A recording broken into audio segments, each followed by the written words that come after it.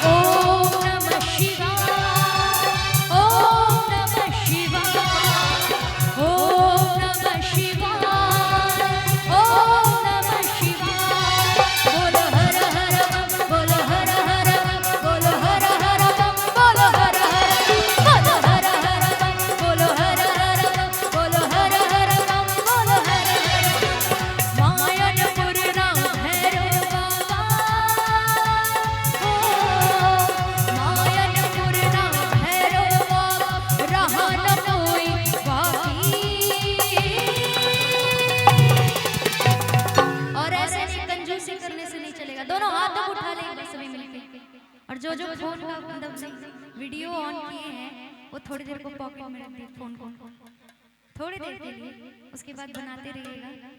बोल दे सच्चे दरबार की। और मेरे साथ कहना है आप सभी को कि बम बम बोल। भैया आप लोग भी बोलिए बम बम बोल। कि बम बम बोल रहा है काशी, बम बम बोल रहा है काशी, बम बम बोल रहा है काशी, बम बम बोल रहा है काशी। मायनपुर ना भैरव बाबा, मायनपुर ना भैरव बाबा, रहा न कोई बाकी। कि बम बम बोल रहा है काशी, बम बम बोल रहा है काशी, बम बम बोल रहा है काशी, बम बम बोल रहा है काशी।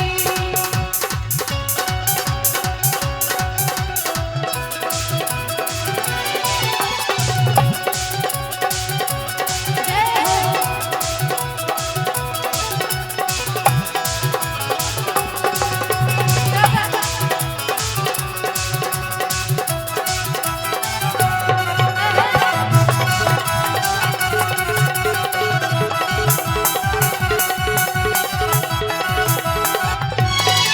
शीतला के शीतल छैया में, दुर्गा जी के अंगनैया में, दुर्गा जी के अंगनैया में। शीतला के शीतल छैया में, दुर्गा जी के अंगनैया में, हो दुर्गा जी के अंगनैया में।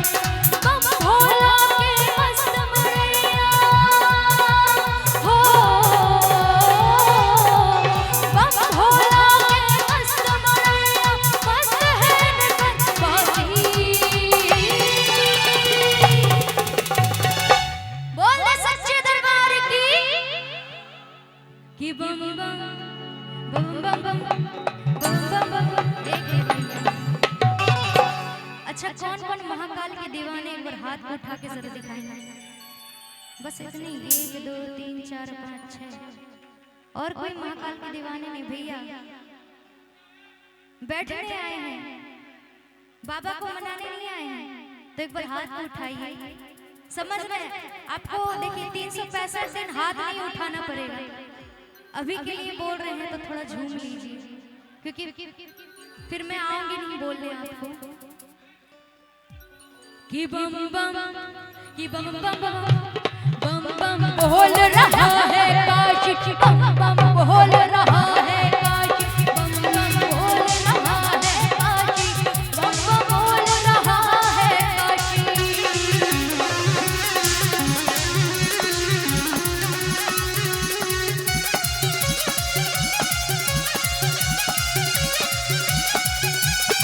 होली खेले मसाने में, होली खेले मसाने में, होली खेले मसाने में, होली खेले मसाने में। काशी में खेले, घाट में खेले, काशी में खेले,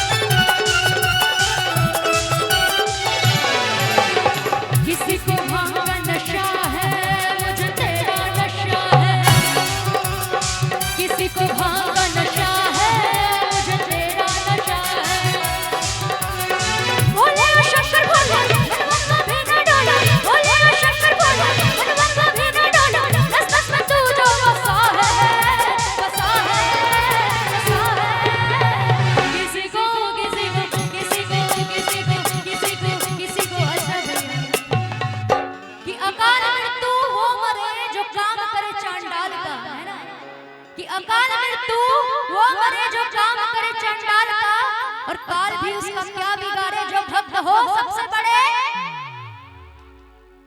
बोल नहीं पाए भैया, जो भक्त हो सबसे बड़े। क्या बात है, महाकाल की दीवानी। बोल दे शंकर भगवान की नमः, पार्वती पते हर हर। कि किसी को किसी को किसी को किसी को किसी को किसी को किसी को भाव नशा है, मुझे तेरा नशा है। किसी को भाव नशा है, मुझे तेरा नशा है।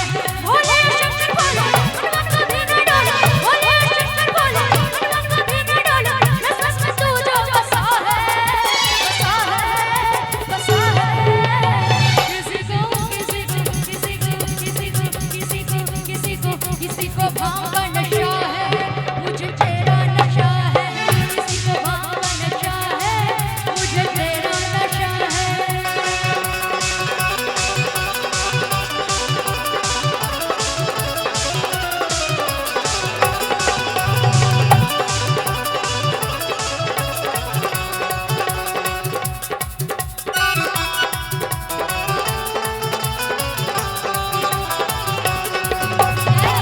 क्या बात है।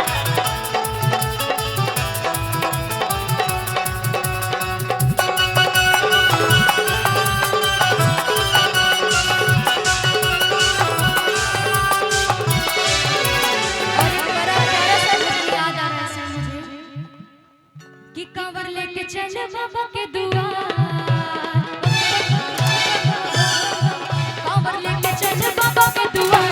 कंवरिया पटना वाला, कंवरिया पटना वाला, कंवरिया पटना वाला, कंवरिया पटना वाला हो। कांवर लेके चल बाबा के दुआर। कांवर लेके चल बाबा के दुआर। कंवरिया पटना वाला, कंवरिया पटना वाला, कंवरिया पटना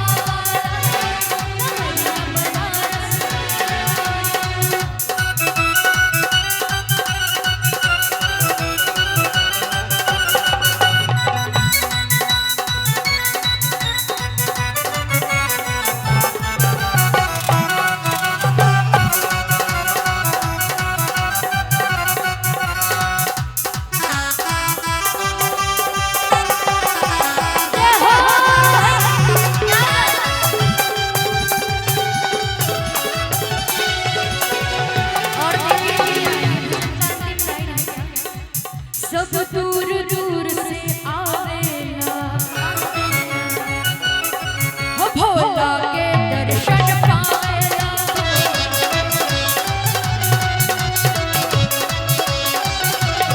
हो सब दूर दूर से आवेला, बाबा के दर्शन पावेला, बाबा के दर्शन पावेला। अर्जी सभे लगावेला, हो अर्जी सभे लगावेला, मन करके इनकर दासी। अच्छा भैया, अर्जी मतलब समझते हैं? अर्जी नहीं समझते। अर्जी लगाने जाते हैं ना बाबा के दरबार, कौन कौन मांगते हैं? कुछ ना कुछ मांगने जाते होंगे। तो ये भजन का अंतिम लाइन एक बार सभी मिलकर साथ देंगे, उसके बाद दूसरा भजन गाएंगे। कि अर्जी सभे लगावेला, अरे बन करके इनकर दासी।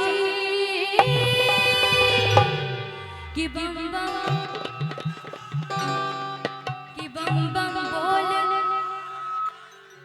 सभी मिलकर गाएंगे। बस ये गिने चुने 5 लोग हैं आप लोग, और पीछे वाले कोई नहीं है। सब लगता है शांत बैठे हैं। बैटरी लो हो गया क्या भैया आप लोगों को? है ना अभी भी पावर? अभी और 4 दिन है। कि बम बम बोल, बम बम बोल, बम बम बोल रहा है काशी। बम बम बोल रहा है काशी। बम बम बोल रहा है काशी। बम बम बोल रहा है काशी। मानपुर ना है हो, मायनपुर ना है रहा न कोई बाकी। बोल काशी विश्वनाथ सच्चे दरबार की कि बम बम बोल